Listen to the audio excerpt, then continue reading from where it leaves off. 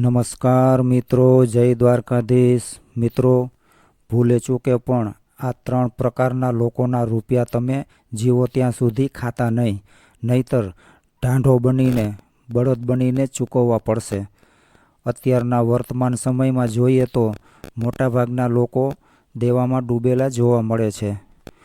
કોઈએ બેંકમાંથી લોન લીધી હશે, તો કોઈએ સગાવાલા મિત્રો પાસેથી ઉધાર રૂપિયા લીધા હશે કે પછી વ્યાજે લીધા હશે. પરંતુ દરેક મનુષ્યએ ચોક્કસપણે માની લેવું જોઈએ કે જો સમયસર પૈસા પાછા ન ચૂકવ્યા કે પછી પાછા આપ્યા જ નહીં અને હાથ ઊંચા કરી દીધા, તો તેનું કેવું ફળ ભોગવવું પડે છે એ આજની આ કહાની પરથી સ્પષ્ટપણે સાબિત થાય છે. મિત્રો, આજની કહાની ખૂબ જ ઇન્સ્પિરેશનલ અને જીવનમાં બોધ લીધા જેવી છે.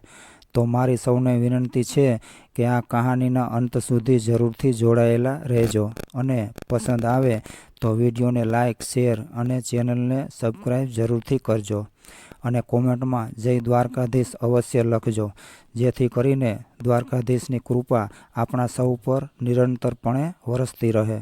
તો ચાલો શરૂ કરીએ આજનો આ વિડીયો. મિત્રો, પ્રાચીન સમયની આ વાત છે.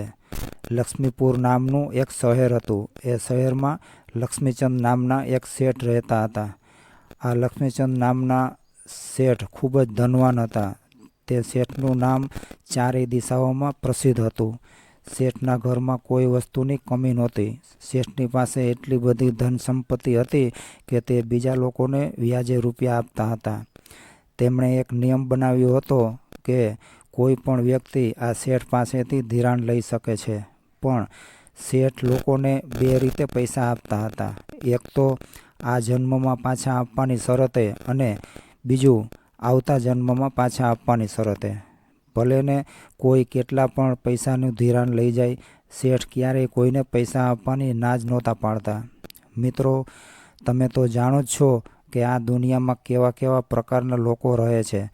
જો કોઈને એ ખબર પડી જાય કે આ માણસ આગલા જન્મમાં પાછા આપવાની શરતે પૈસા ધિરાણ કરી રહ્યા છે, તો પછી એમના ઘરે પૈસા લેવાવાળા લોકોની લાઈન લાગેલી જોવા મળશે. ચોર અને બેઈમાન લોકો પૈસા લેવાની તક છોડતા નહોતા. શેઠના દ્વાર પર દરરોજ વ્યાજે રૂપિયા લેવાવાળા લોકોની લાઈન લાગેલી રહેતી હતી. લોકોને લાગતું હતું કે શેઠની પાસે અઢળક પૈસા છે, એટલે શેઠ પોતાના ધનને આગલા જન્મમાં આપવાની શરતે લૂંટાવી રહ્યો છે. કોઈ ઈમાનદાર લોકો આવતા તો તે આ જ જન્મમાં પૈસા પાછા આપવાની શરતે શેઠ પાસેથી ધિરાણ લઈ જતા હતા, અને જે બેઈમાન લોકો હતા એ આગલા જન્મમાં પાછા આપશું એમ કહીને શેઠ પાસેથી ધિરાણ લઈ જતા હતા. એ લોકોને એવું લાગતું હતું કે આ શેઠ મહામૂર્ખ છે. લોકો આ જન્મમાં પણ પૈસા પાછા આપતા નથી, તો પછી આગલા જન્મમાં તો ક્યાંથી પાછા આપવાના હતા. આ તો પાગલ માણસ છે, જે બીજા જન્મની આશા રાખીને બેઠા છે. હવે તો કોઈ વ્યક્તિને રૂપિયાની જરૂર પડતી તો તે સીધા જ આ લક્ષ્મીચંદ શેઠના ઘરે પહોંચી જતા, અને શેઠ પણ ખૂબ જ ઉદાર દિલના હતા. તેમણે 2-4 મુનિમ કાયમને માટે હિસાબ કિતાબ રાખવા માટે પોતાની પાસે રાખેલા હતા. કોઈ વ્યક્તિ તેમના દ્વારેથી નિરાશ થઈને જતો નહીં. દરેકની લાયકાત પ્રમાણે દરેકને ધિરાણ મળી રહેતું હતું. કરજ લેનાર વ્યક્તિને શેઠ એક જ સવાલ પૂછતા કે તમે આ પૈસા આ જન્મમાં ચૂકવશો કે પછી આવતા જન્મમાં? મોટાભાગના લોકો તો આવતા જન્મનું જ કહીને પૈસા લઈ જતા હતા. લેનાર વ્યક્તિનું નામ અને સરનામું પોતાની ખાતા વહીમાં નોંધી લેતા હતા. હવે આવી તકનો ફાયદો કોણ ના ઉઠાવે? લોકો પોતાનું નામ અને સરનામું રાજી ખુશીથી શેઠની ખાતા વહીમાં લખાવી દેતા હતા અને શેઠ પાસેથી પૈસા લઈ જતા. શેઠને એ વાતની બિલકુલ ચિંતા નહોતી કે કરજ લેનાર વ્યક્તિ તેમને આપેલું કરજ પાછું આપવા આવશે કે નહીં આવે. આ રીતે શેઠનું કામ નિરંતર ચાલતું હતું. હવે બન્યું એવું કે કોઈ એક ગામમાં 2 વ્યક્તિ રહેતા હતા. આ બંને વ્યક્તિ કોઈ કામ ધંધો તો નહોતા કરતા. તેમનું કામ હતું આખો દિવસ જુગાર અને સટ્ટો રમવાનું, ચોરી અને બેઈમાની કરવાનું. તે બંને લોકો એટલું બધું હરામનું ખાતા હતા કે કોઈ જગ્યાએ એ કામ કરવા માટે જતા જ નહીં. કેટલાય વર્ષોથી તેમણે કોઈ કામ ધંધો નહોતો કર્યો.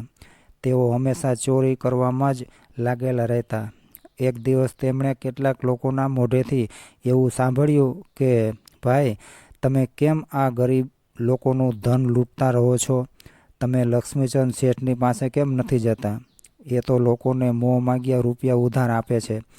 જો તમારે રૂપિયા પાછા આપવાના હોય તો આ જન્મનું કહીને રૂપિયા લેજો, અને જો પાછા ન આપવાના હોય તો આવતા જન્મનું કહીને રૂપિયા લેજો. શેઠ બંને રીતે ધિરાણ આપે છે. આ બંને જણાએ વિચાર્યું કે આનાથી વધારે સારી વાત આપણા માટે બીજી કઈ હોઈ શકે. જો શેઠ આવતા જન્મનું કહીને વ્યાજે રૂપિયા આપતા હોય તો પછી આપણે બંને તેમની પાસે જઈને ઘણા બધા વધારે રૂપિયા લેવા જોઈએ. તો ચાલો જઈએ શેઠ પાસે. મિત્રો, આ રીતે બંને ચોરોએ વિચાર કર્યો અને ત્યાર પછી તે બંને ચોર શેઠના ઘરે જવા માટે રવાના થયા. એ લોકોના ઘરવાળા તેમની કોઈ ચિંતા નહોતા કરતા, કેમ કે તે બંને પહેલેથી જ લૂંચા સ્વભાવના હતા. આ બંને ચોર ચાલતા ચાલતા લક્ષ્મીપુરમાં આવીને શેઠની પાસે પહોંચી જાય છે, અને આ બંને ચોર ત્યાં જઈને શેઠને એવું કહે છે કે શેઠ, અમે બંને ખૂબ જ ગરીબ છીએ. અમારા બાળકો ભૂખ્યા મરી રહ્યા છે. શું અમને ઉધાર પૈસા મળશે? શેઠ કહેવા લાગ્યા, હા હા, મળશે, જરૂર મળશે, કેમ નહીં? જેટલા જોઈએ એટલા રૂપિયા તમે લઈ જઈ શકો છો. બોલો, તમારે કેટલા રૂપિયા જોઈએ છે? શેઠની વાત સાંભળીને તે બંને ચોર કહેવા લાગ્યા કે જુઓ શેઠજી, અમારે આ જન્મ માટે તો પૈસા નથી જોઈતા. અમે તો આવતા જન્મમાં તમારા પૈસા પાછા આપીશું એવી શરતે અમારે જોઈએ છે. શેઠજીએ કહ્યું, ભલે, કાંઈ વાંધો નહીં, તમે આવતા જન્મે પાછા આપજો. અમે ક્યાં ના પાડીએ છીએ. તમે કહો તો ખરા કે તમારે કેટલા રૂપિયા જોઈએ છે? ત્યારે આ બંને ચોર અંદરો અંદર કંઈક વિચાર કર્યા પછી કહેવા લાગ્યા કે શેઠજી, વધારે તો નહીં, પણ અમને બંનેને 10-10 લાખ રૂપિયા આપી દો, જેથી કરીને અમે અમારા બાળકોનું સારી રીતે પાલન પોષણ કરી શકીએ. બંને ચોરોની વાત સાંભળીને શેઠ કહેવા લાગ્યા કે મુનિમજી, આ બંનેને 10-10 લાખ રૂપિયા આપી દો. લક્ષ્મીચંદ શેઠની આજ્ઞાનું પાલન કરતાં આ બંનેને 10-10 લાખ રૂપિયા આપી દીધા. તે બંને ચોર એ પૈસા 10-10 લાખ રૂપિયા લઈને ત્યાંથી ચાલવા લાગે છે. શેઠજીએ બંને ચોરોનું નામ અને સરનામું પૂછીને પોતાની ખાતા વહીમાં લખી લીધું કે ફલાણા ગામના ફલાણા વ્યક્તિ આ તારીખે, આ વારે અને આટલા વાગે આવનાર આ બંને વ્યક્તિઓને 10-10 લાખ રૂપિયા આવતા જન્મે ચૂકવવાની શરતે આપેલા છે. રૂપિયા લઈને આ બંને ચોર ખૂબ જ ખુશ થાય છે અને વિચાર કરવા લાગે છે કે આ શેઠ પણ મૂર્ખ લાગે છે. આવતો જન્મ કોને જોયો છે? આવતા જન્મની કોને ખબર છે? પરંતુ આ પૈસા મળવાથી આપણો આ જન્મ જરૂર સુધરી જશે. હવે આપણે જીવનભર ચોરી કરવાની અને જુગાર રમવાની જરૂર નહીં પડે. મિત્રો, આ રીતે બંને ચોર ખુશ થતાં જઈ રહ્યા હોય છે. હવે બન્યું એવું કે એ બંને ચોર ચાલતા જઈ રહ્યા હોય છે ત્યારે રસ્તામાં રાત પડી જાય છે. ત્યારે તેમને એક ગામ દેખાય છે. તેઓ વિચારવા લાગ્યા કે ચાલો આજની રાત આપણે આ ગામમાં રોકાઈ જઈએ. જ્યારે તે ગામમાં પહોંચ્યા ત્યારે તેઓ રાતવાસો કરવાની જગ્યા શોધવા લાગ્યા, પરંતુ કોઈએ તેમને આશરો આપ્યો નહીં, કેમ કે તે બંને લોકો પોતાના દેખાવ ઉપરથી બદમાશ અને ટપોરી જેવા લાગતા હતા. બંને ચોરોને મનમાં ડર લાગી રહ્યો હતો કે તેમની પાસે આટલા બધા રૂપિયા છે તો કોઈ તેમની પાસેથી આ રૂપિયા છીનવી ના લે. ઘણો વિચાર કર્યા પછી તેમણે ત્યાં રોકાવાનો નિર્ણય કર્યો. મિત્રો, ગામની બહાર એક ઘાંચીનું ઘર હતું. ત્યાં જઈને તે લોકો કહેવા લાગ્યા કે ભાઈ, અમે તમારા ઘરે એક રાત રોકાવા માગીએ છીએ. આજની રાત પૂરતો અમને આશરો આપો તો તમારો ખૂબ ખૂબ આભાર. અમે તમારા ઘરનું ભોજન પણ નહીં જમીએ, ફક્ત અમને ઊંઘવા માટે પથારી આપી દેજો અને એક ખાટલો આપી દેજો. ત્યારે ઘાંચી કહેવા લાગ્યા કે ભાઈ, મારી પાસે તો એક જ ખાટલો છે. એક કામ કરો, મારા તબેલામાં એક ખાટલો પડેલો છે અને ત્યાં મારો એક બળદ અને એક પાડો બાંધેલો છે. ત્યાં જઈને તમે આરામથી સૂઈ જાજો અને મારા પશુઓની રખેવાળી પણ કરજો. મિત્રો, તે બંને ચોર ઘાંસીના તબેલામાં સૂવા માટે જાય છે અને બંને ચોર તબેલામાં પડેલા ખાટલા પર સૂઈ જાય છે. પરંતુ બંનેને ઊંઘ નથી આવતી, કેમ કે તે બંનેની પાસે ઘણા બધા રૂપિયા હતા અને તેમને ડર લાગી રહ્યો હતો કે કોઈ તેમની પાસેથી આ પૈસા ના ચોરી જાય. એટલા માટે બંને જાગતા જાગતા એકબીજા સાથે વાતો કરી રહ્યા હતા. આ રીતે મધ્યરાત્રિ થવા આવે છે.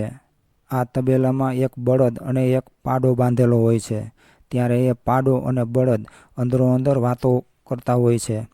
પાડો કહેવા લાગ્યો કે અરે બળદભાઈ, તમે જાગો છો કે સૂઈ ગયા છો? જુઓ બળદભાઈ, મારી વાત તમે ધ્યાનથી સાંભળજો. મારો અને તમારો ફક્ત આજની રાત પૂરતો જ સથવારો છે. આવતીકાલે સવારે હું તમને છોડીને જતો રહીશ. ત્યારે તે બળદ કહેવા લાગ્યો કે શું વાત કરી રહ્યા છો પાડાભાઈ? કાલે તમે મને છોડીને જતા રહેશો? ત્યારે તે પાડો કહે છે કે આગલા જન્મમાં મેં આ ઘાંચી પાસેથી કરજ લીધું હતું, પરંતુ એ કરજ હું ચૂકવી નથી શક્યો. તેથી મારે આ ઘાંચીના ઘરે પાડો બનવું પડ્યું અને આજે મને લાકડીઓ મારીને મારી આવી હાલત કરી નાખી છે. મેં તેની પાસેથી કરજ લીધું હતું, એનાથી તો 1000 ગણું કરજ તો તેમણે મારી પાસેથી વસૂલ કરી લીધું છે અને આવતીકાલે સવારે હું આ વ્યક્તિના ઘરનો થોડો ઘાસચારો ખાઈને હું અહીંથી જતો રહીશ. ત્યાર પછી હું આ પાડાના શરીરને છોડી દઈશ. હે બળદભાઈ, આપણો આટલો જ સાથ લખેલો હતો. પાડાની વાત સાંભળીને બળદ કહેવા લાગ્યો કે વાત તો તમારી સાચી છે, તો તમે મુક્ત થઈ જશો અને એમ તો હું પણ અહીંથી જતો રહીશ. જો તું થોડા કલાકો માટે રોકાઈ જઈશ તો હું પણ તારી સાથે આવીશ. હું પણ આ ઘાંચીથી મુક્ત થવા માગું છું. મારે ઘાણીમાં થોડું તેલ કાઢવાનું બાકી છે. આ તેલ નીકળી જાય ત્યાં સુધી મારે ઘાણી ચલાવવાની છે. ત્યાર પછી એક કસાઈ આવશે અને એ કસાઈ પાસેથી મેં ગયા જન્મમાં જે રૂપિયા લીધા હતા, મારા રૂપિયા આપીને એ મને ખરીદી લેશે અને ત્યાર પછી તે ઘાંચી કસાઈ પાસેથી પૈસા લઈ લેશે અને જેવો તે ઘાંચી આ પૈસા લઈ લેશે ત્યારે હું આ ઘાંચી તરફથી મુક્ત થઈ જઈશ, કેમ કે મેં પણ ગયા જન્મમાં આ ઘાંચી પાસેથી કરજ લીધું હતું. તેની ઘાણી ચલાવીને મેં જે કામ કર્યું છે તેમાંથી તેણે મારું ઘણું બધું કરજ વસૂલ કરી લીધું છે અને બાકી વધેલા પૈસા આપતો જશે. ત્યાર પછી હું થોડો દૂર સુધી એક કસાઈની સાથે ચાલીશ અને પછી હું મરી જઈશ.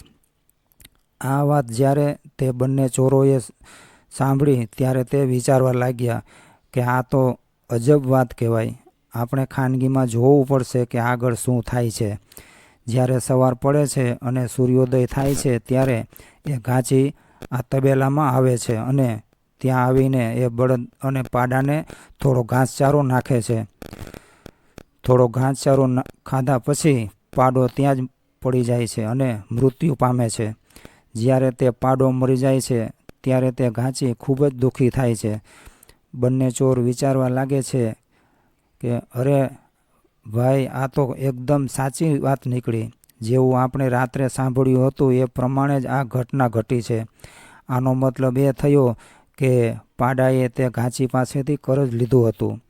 હવે પ્રશ્ન એ છે કે શું આ બળદ પણ મરી જશે? હવે બંને ચોર ત્યાં રોકાઈને જોવા લાગે છે. આ બાજુ તે ઘાંચીએ બળદને ઘાણીમાં જોડ્યો અને થોડીવાર આ બળદ પાસે ઘાણી ચલાવી. ત્યાર પછી થોડીવાર પછી એક કસાઈ આવે છે અને ઘાંચીને કહે છે કે શું તમારે આ બળદ વેચવો છે? ત્યારે ઘાંચીએ કહ્યું કે હા ભાઈ, મારે આ બળદ વેચવો છે. ત્યારે કસાઈએ પૂછ્યું કે તમે કેટલા પૈસા લેશો? હવે તે ઘાંચી કસાઈને બળદની કિંમત જણાવી દે છે અને કસાઈ તે બળદને લઈને ત્યાંથી ચાલવા લાગ્યો. આ બાજુ તે બંને ચોર એકબીજા સાથે વાત કરવા લાગ્યા કે ભાઈ, આ બળદે કહ્યું હતું કે કસાઈ આવશે અને મને લઈ જશે, તો એ પ્રમાણે જ થયું. થોડો દૂર સુધી તે બંને ચોર કસાઈની પીછો કરે છે અને ગામની બહાર નીકળીને જેવી તે બળદે એ ગામની સરહદ પાર કરી એટલે તરત જ એ બળદ પસડાટ ખાઈને નીચે પડી ગયો અને ત્યાં જ એનું મૃત્યુ થઈ ગયું. હવે તો તે બંને ચોરોના પગ નીચેથી જમીન સરકી જાય છે. બંને એકબીજા સાથે વાત કરવા લાગ્યા કે ભાઈ, વાત એકદમ સાચી પડી હો. પોતે લીધેલું કરજ ચૂકતે ન કરી શક્યો એટલા માટે એને ઘાંચીના ઘરે કામ કરવા આવવું પડ્યું અને તે ઘાંચીનું કરજ ચૂકતે થઈ ગયું એટલે એ તરત જ મરી ગયો. આ રીતે કરજ લેવાવાળો બળદ પણ ગયા જન્મમાં જરૂર કોઈ મનુષ્ય હશે અને ઘાંચીના પૈસા ચૂકવીને કરજમાંથી મુક્ત થઈ ગયો. આ વાત પરથી સાબિત થાય છે કે કોઈ બીજાના પૈસા ખાય છે તો તેને બળદ કે પાડો બનીને તેના પૈસા ચૂકવવા પડે છે.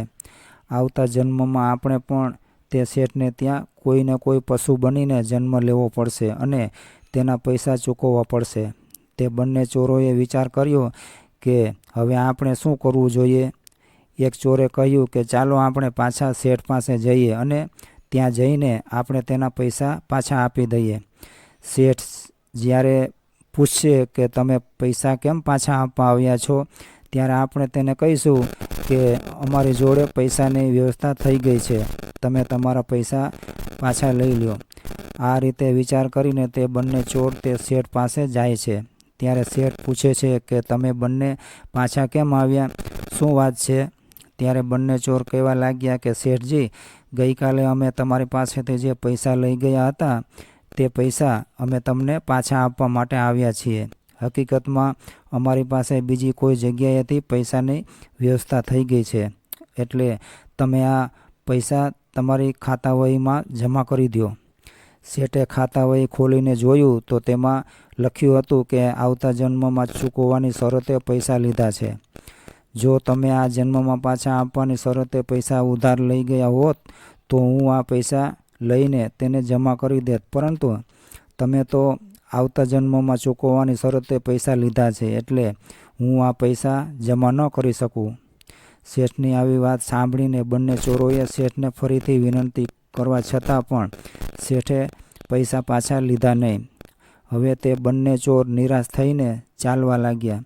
ચાલતા ચાલતા તેઓ વિચાર કરે છે કે હવે આપણે શેઠને ત્યાં જરૂર બળદ બનવું પડશે અને આ શેઠ આપણને દંડા મારીને એક એક પૈસાનો હિસાબ લેશે. આ બંને ચોર જંગલ તરફ જ્યાં 4 રસ્તા પડતા હતા ત્યાં જઈને એક વૃક્ષ નીચે બેસીને વિશ્રામ કરે છે અને તેઓ વિચાર કરે છે કે હવે આપણે શેઠને ત્યાં જન્મ લેવો પડશે અને ન જાણે શેઠ આપણને કેટલી બધી યાતના આપશે. આ પ્રમાણે બંને ચોર વાત કરી રહ્યા હતા ત્યારે એક ચોરે કહ્યું કે આપણે એક કામ કરીએ, શેઠે આપણને જે 10-10 લાખ રૂપિયા આપ્યા છે તેમાંથી આપણે આ જંગલમાં એક મોટું તળાવ બનાવીએ, કેમ કે આ જંગલમાં પાણી માટેની કોઈ વ્યવસ્થા નથી. ત્યારે બીજો ચોર કહેવા લાગ્યો કે ભાઈ, વાત તો તું એકદમ સાચી કરી રહ્યો છે. આ રીતે તે બંને ચોરોએ વિચાર વિમર્શ કરીને નિર્ણય કરી લીધો કે આપણે શેઠ પાસેથી કર્જ લઈને જે પૈસા લાવ્યા છીએ તેમાંથી અહીં એક ખૂબ જ મોટું અને સુંદર તળાવ બનાવડાવીશું. પછી જોવાનું જ શું હતું, તેમણે આસપાસના ગામોમાંથી મજૂર બોલાવ્યા અને જંગલમાં એક તળાવનું ખોદકામ શરૂ કરાવી દીધું. થોડા સમયમાં તેમણે એક ખૂબ જ સુંદર તળાવનું નિર્માણ કરાવી દીધું. તળાવની ચારે બાજુ તેમણે લીલાછમ ફૂલ છોડો રોપાવી દીધા. અંદરથી તળાવને એકદમ પાકું બનાવી દીધું અને ચારે બાજુ તેને સપાટ રાખ્યું. પશુઓને પાણી પીવા માટે તેમણે ઘાટ બનાવ્યા. તળાવની બાજુમાં ચોરોએ પોતાને રહેવા માટે એક રૂમનું નાનું મકાન બનાવ્યું. હવે તે બંને ચોર તળાવના કિનારે તે નાના મકાનમાં રહેવા લાગ્યા. શેઠની પાસેથી જેટલા પૈસા તે લઈ આવ્યા હતા તે બધા જ પૈસા તેમણે તે તળાવના નિર્માણ કાર્યમાં વાપરી નાખ્યા. હવે થોડા દિવસો પછી જ્યારે વર્ષા ઋતુ આવે છે અને વરસાદનું પાણી ચારે બાજુથી તળાવમાં આવવા લાગે છે અને તળાવ ઝડપથી ભરાઈ જાય છે, ધીમે ધીમે આસપાસના ગામના લોકોને તે તળાવની માહિતી મળવા લાગી. ત્યારે તે બધા લોકો પોતાના પશુઓને લઈને ત્યાં પાણી પીવડાવવા માટે આવવા લાગ્યા. પરંતુ તે બંને ચોર જેમણે તે તળાવ બનાવ્યું હતું તેઓ એક લાકડી લઈને તે તળાવની સુરક્ષા કરવા લાગ્યા અને જે કોઈ પણ પાણી પીવડાવવા માટે આવતું હતું તેમને તેઓ દૂરથી જ ભગાડી દેતા હતા. તેઓ કહેતા કે ભાઈ, આ તળાવમાંથી પાણી પીવું અને પીવડાવવું એની સખત મનાઈ છે. પછી તેમણે તે તળાવના કિનારે એક મોટું બોર્ડ લગાવી દીધું અને તે બોર્ડમાં તળાવના માલિકના રૂપમાં લક્ષ્મીચંદ શેઠનું નામ લખાવ્યું હતું, કેમ કે તે શેઠના પૈસાથી જ તેમણે એ તળાવ બનાવ્યું હતું. ત્યાં તો આસપાસના ગામોમાં વાયુ વેગે ખબર ફેલાઈ જાય છે કે લક્ષ્મીચંદ શેઠે એક સુંદર મજાનું મોટું તળાવ આ જંગલમાં બનાવ્યું છે અને તેની અંદર ખૂબ જ સ્વચ્છ પાણી છે. પરંતુ તે તળાવના કિનારે બે રખેવાળ રહે છે. તે બંને પાણી પીવા દેતા નથી. જે કોઈ પણ વ્યક્તિ ત્યાં જાય છે, જે પશુ આવે છે, તેને તે બંને રખેવાળ પાણી પીધા પહેલાં જ ત્યાંથી ભગાડી દે છે. ગામના લોકોએ ભેગા મળીને એવું નક્કી કર્યું કે આપણે બધા સાથે મળીને તેમની પાસે જઈએ અને તેમને પૂછીએ કે તમે અમને આ તળાવનું પાણી કેમ પીવા દેતા નથી? માણસોને કે પશુઓને પાણી પીવા નથી દેતા, તો પછી આ તળાવનું નિર્માણ શું કામ કરાવ્યું છે? હવે આસપાસના ગામોમાંથી ઘણા બધા લોકો ત્યાં પહોંચી જાય છે અને કહેવા લાગ્યા કે ભાઈ, એક વાતનો તમે જવાબ આપો કે ઘણા બધા રૂપિયા વાપરીને આટલું બધું સુંદર તળાવ તમે બનાવ્યું છે, તો પછી તમે તેમાંથી પાણી કેમ પીવા નથી દેતા? ત્યારે તે બંને ચોર કહેવા લાગ્યા કે જુઓ ભાઈઓ, આમાં અમારી કોઈ ભૂલ નથી. અમે તો લક્ષ્મીપુરના લક્ષ્મીચંદ શેઠના નોકરો છીએ. આ તળાવ તો લક્ષ્મીપુરના લક્ષ્મીચંદ શેઠે બનાવ્યું છે અને તેમનો આદેશ છે કે આ તળાવમાંથી કોઈને પણ પાણી પીવા દેવું નહીં. હવે જ્યારે માલિકનો જ આદેશ નથી તો પછી અમે શું કરીએ? ત્યારે ગામના કેટલાક લોકો કહેવા લાગ્યા કે આ તો ખોટું કહેવાય. કેટલાક લોકો તે શેઠને નફરત કરવા લાગ્યા. કેટલાક શેઠને ગાળો આપવા લાગ્યા. કેટલાક કહેવા લાગ્યા કે શેઠે તળાવ બનાવ્યું છે તો પછી પાણી કેમ પીવા દેતા નથી? ત્યારે એ બંને ચોરોએ કહ્યું કે પહેલાં તમે લક્ષ્મીચંદ શેઠની મંજૂરી લઈ આવો, એટલે અમે આ તળાવમાંથી પાણી પીવા દઈશું. ત્યારે આસપાસના ગામના થોડા લોકો ભેગા મળીને લક્ષ્મીપુરના લક્ષ્મીચંદ શેઠની પાસે પહોંચી જાય છે. મોટી સંખ્યામાં લોકોને પોતાની તરફ આવતા જોઈ લક્ષ્મીચંદ શેઠ તો ગભરાઈ ગયા. એને એમ થયું કે આ લોકો મને મારવા માટે તો નથી આવી રહ્યા ને? ડરના કારણે શેઠ દૂરથી જ બધાને રામ રામ કહેવા લાગ્યા અને તેમનો હાલચાલ પૂછવા લાગ્યા. શેઠે બધા લોકોને ખૂબ જ માનપૂર્વક પોતાની બેઠકમાં બોલાવ્યા, પાણી પીવડાવ્યું અને ત્યાર પછી બધાને અહીં આવવાનું કારણ પૂછ્યું. ત્યારે આવેલા લોકોએ કહ્યું કે શેઠજી, તમે એ તળાવમાંથી કોઈને પાણી નથી પીવા દેતા, તો પછી આ તળાવનું નિર્માણ કરાવવાનું કારણ શું? તળાવનું નામ સાંભળીને શેઠ ચોંકી ઉઠે છે અને શેઠ કહેવા લાગ્યા કે ભાઈઓ, તમે કયા તળાવની વાત કરી રહ્યા છો? ત્યારે ગામના લોકો બોલ્યા કે શેઠજી, અમે બધા પાગલ નથી. અમે અમારી સગી આંખોએથી જોઈને આવ્યા છીએ. તળાવના કિનારે બોર્ડ મારેલું છે અને તે બોર્ડ પર માલિક તરીકે તમારું નામ લખેલું છે અને તમે ત્યાં બે નોકર બેસાડી રાખ્યા છે. એ બંને નોકર કોઈને પણ એ તળાવનું પાણી નથી પીવા દેતા. ત્યારે શેઠ કહેવા લાગ્યા કે ભાઈઓ, મેં આવું કોઈ તળાવ બનાવ્યું નથી. જે તળાવ મેં બનાવ્યા છે તેમાંથી તો લોકો પહેલાંથી જ પાણી પીતા આવ્યા છે. મારા બનાવેલા કોઈ પણ તળાવમાંથી પાણી પીવાની મનાઈ નથી કરી.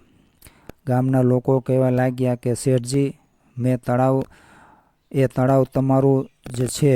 તમે અમને એ તળાવમાંથી પાણી પીવાની ના પાડીને તમે પાપના ભાગીદાર બની રહ્યા છો.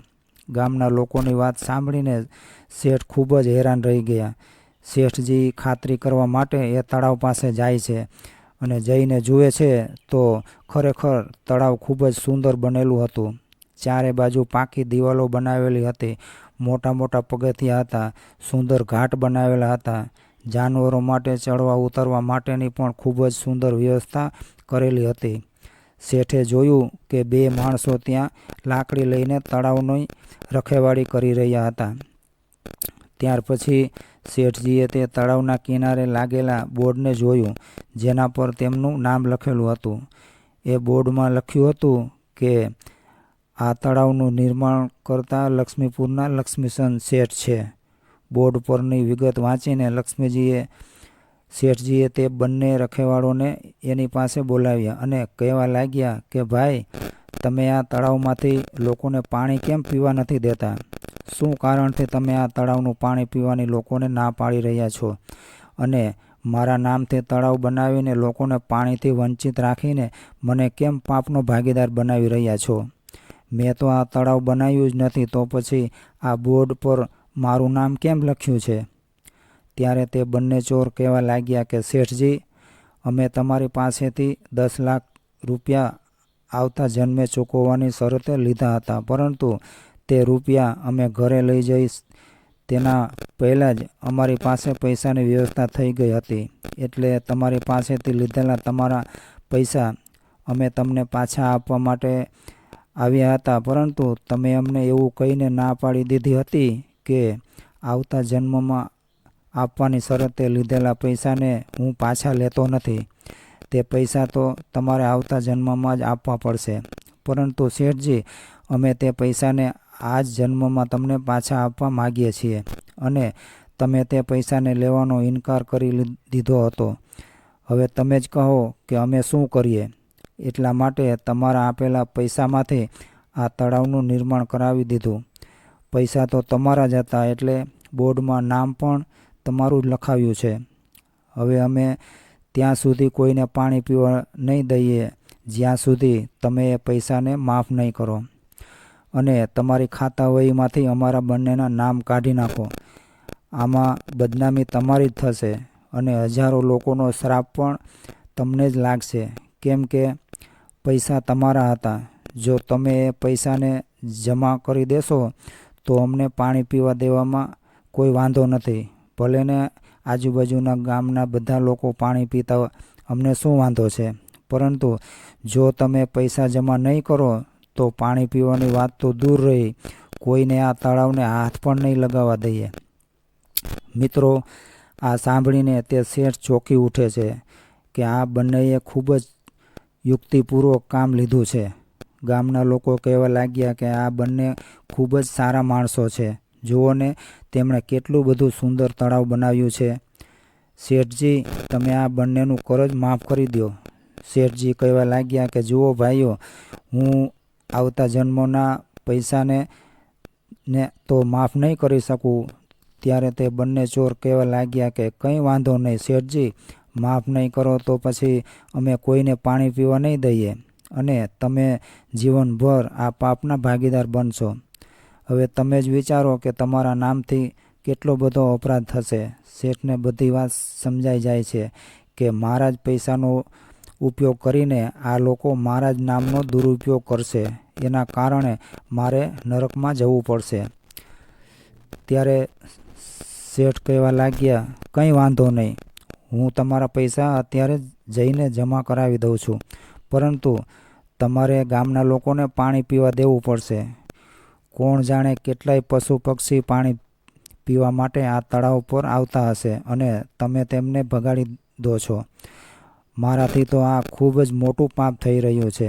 આ રીતે તે શેઠે તે બંને ચોરોના પૈસાને જમા કરી દીધા અને ખાતા વહીમાંથી તેમના નામ પણ કાઢી નાખ્યા. આ રીતે તે બંને ચોર ખૂબ જ પ્રસન્ન થાય છે, અને તેઓ પોતાના ઘરે જતા રહે છે.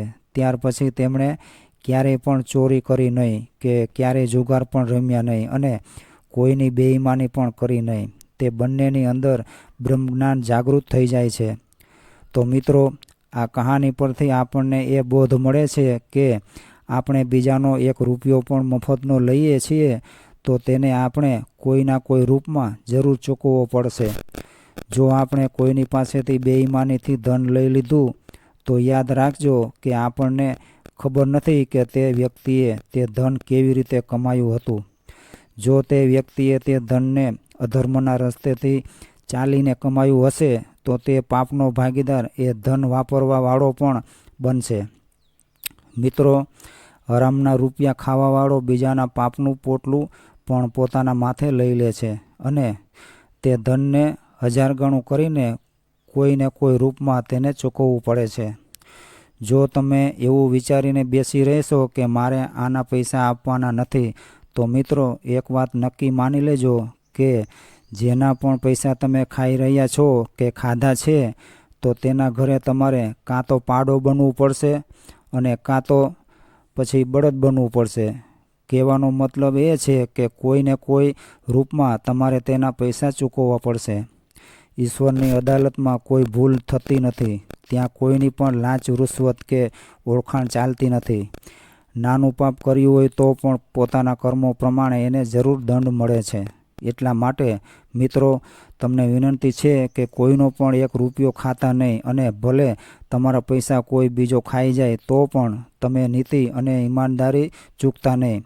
જો તમે કોઈના પૈસા ખાધા છે અને તમારી નિયતમાં ખોટ આવી છે, તો નક્કી માની લેજો કે તમારે તેના પૈસા ગમે તે રીતે ચૂકવવા પડશે જ, અને એ પણ વ્યાજ સહિત.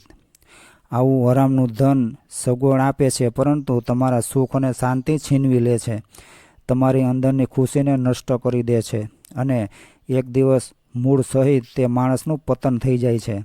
મિત્રો, તમને હું 2 હાથ જોડીને વિનંતી કરું છું કે આ 3 પ્રકારના લોકોના પૈસા જીવનમાં ક્યારેય પણ ખાતા નહીં, નહીતર તમારે બળદ બનીને પણ ચૂકવવા પડશે. નંબર 1, લાંચ રિશ્વતના પૈસા ક્યારેય પણ ખાતા નહીં. નંબર 2, ચોરી અને બેઈમાની કરીને લીધેલા પૈસા ક્યારેય પણ ખાતા નહીં. નંબર 3, કોઈ મંદિર કે દેવસ્થાન પર ચડાવેલા પૈસા ક્યારેય પણ ખાતા નહીં. મિત્રો, જે લોકો આ 3 સ્થાનના પૈસા ખાય છે તેમનો સર્વનાશ થઈ જાય છે. તેઓ વિચારતા હોય છે કે અમે ઘણા વર્ષોથી આ 3 સ્થાનોના પૈસા ખાઈ રહ્યા છીએ, તો અમારું શું બગડી ગયું? તો તમે ચિંતા ના કરશો, નક્કી તમારું ખરાબ થશે જ. આ જન્મમાં નહીં થાય તો આવતા જન્મમાં તો જરૂર ખરાબ થશે જ. ભગવાનના દરબારમાં તમારે હિસાબ તો આપવો જ પડશે. તો મિત્રો, આ કહાની તમને પસંદ આવી હોય તો વિડીયોને લાઇક, શેર અને ચેનલને સબસ્ક્રાઈબ જરૂરથી કરજો. જય દ્વારકાધીશ.